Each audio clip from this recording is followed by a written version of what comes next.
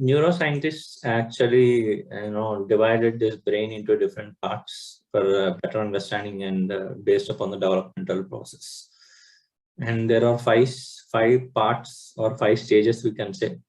So one is mesencephalon, second one is metencephalon, mesencephalon, diencephalon, telencephalon. So these 5 parts are important as a what they are actually forming, let us know. So mesencephalon, first one is mesencephalon. We will come from mesencephalon to telencephalon. So mesencephalon is the first and oldest part of the brain. So it belongs to Vamsy. So the first formed and very old part of the brain is mesencephalon. So it extends from spinal cord, and it has within it has medulla oblongata, the brainstem medulla oblongata. So that's a very old part of the brain.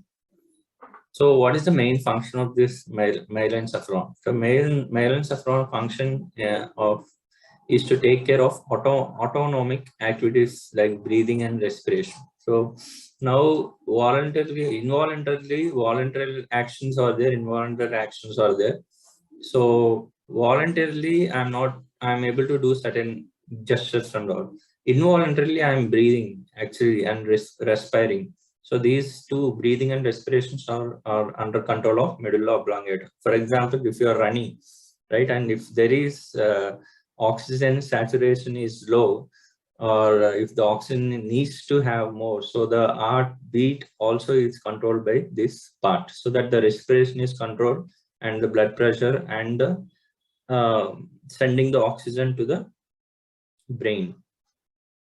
So this is about mesencephalon. Next one is metencephalon. So metencephalon forms pons and cerebellum. So you can here I gave pons and cerebellum.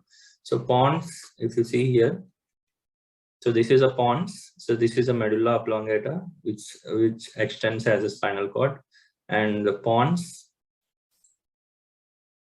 and cerebellum. Cerebellum is leaf-like structure, which is, we call it a small brain, and it is very important for maintaining the balance, etc. So metencephalon. So what are the activities that are actually controlled by metencephalon? So this metencephalon controls, balance between different physical activities. For example, coordinating movements. So now I'm able to coordinate. I'm able to stand and sit in a coordinated manner, right? So those are all taken care by this metencephalon. And to give an example, swimming, which requires high levels of coordination, balance, and rhythmic movement. So that is under control of this metencephalon. So swimming, cycling, these are all the balancing required, and that is taken care by this metencephalon, which it contains pons and cerebellum. Next one is mesencephalon. So we have mesencephalon here. So mesencephalon, actually it has 2 divisions. One is tectum and tegumentum. Tectum and tegumentum. So tectum has structures termed as superior colliculi and inferior colliculi, and their functions is to process the visual information. So this is something which actually, and colliculi deals with auditory information. So it is like senses. So the visual input, now you are able to see this slide, but slide has certain nudge effect, in the sense like smear effect is there. So you are processing that image visual, and you're trying to understand whether it is a metencephalon or mesencephalon. That's why I am explaining each one separately. So mesencephalon and mesencephalon. So let's understand the mesencephalon with respect to functions. That is, one is sensory information like visual and auditory. And tegumentum is another part of the mesencephalon. And fourth one is that diencephalon here. So diencephalon differentiates into different organs, and it forms as a great relay center. So it contains hypothalamus, and which actually coordinates the homeostasis and emotions and motivations. So what is homeostasis? Homeostasis is nothing but a balance. So balance, for example, this pen is there. So if I have to balance this, right? So I have to make it as a center. How much ever is possible, I have to make it as a balance. Homeostasis is a term which comes in biology very often. That is nothing but making or maintaining the equilibrium. Emotions and motivations are also under control of diencephalon. So if any, actually in the research, biological research, if they wanted to study the brain functions, they will knock out in the sense they will, they cut open the brain and they will, damage certain parts, especially in the case of mice, lab mice, where we sacrifice, or using certain dyes or using certain chemicals, we knock out particular parts of the brain so that we can understand that what exactly the function of that part is. So those we call it as knockout studies. So in that way, we will get into more details of the brain.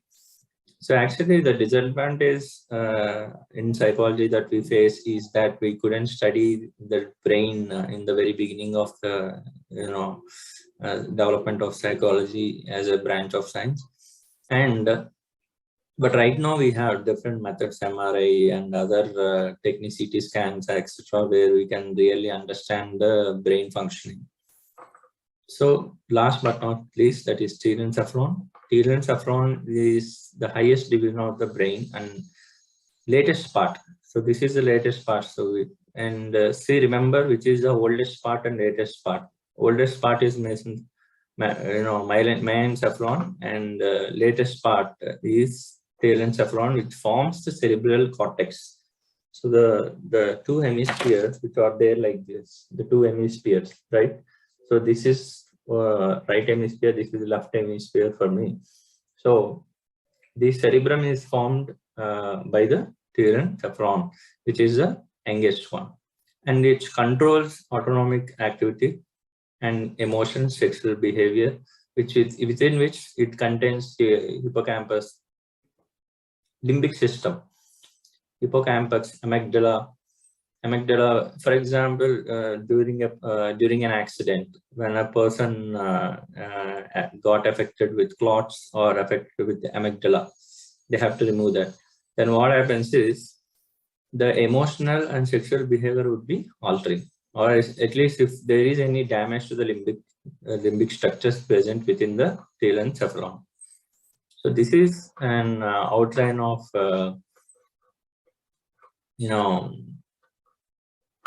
what's the development of brain, and what are the different functions of each part. So in the next part, we'll try to deal about the cell structure and electric transmission of nerve impulse as well.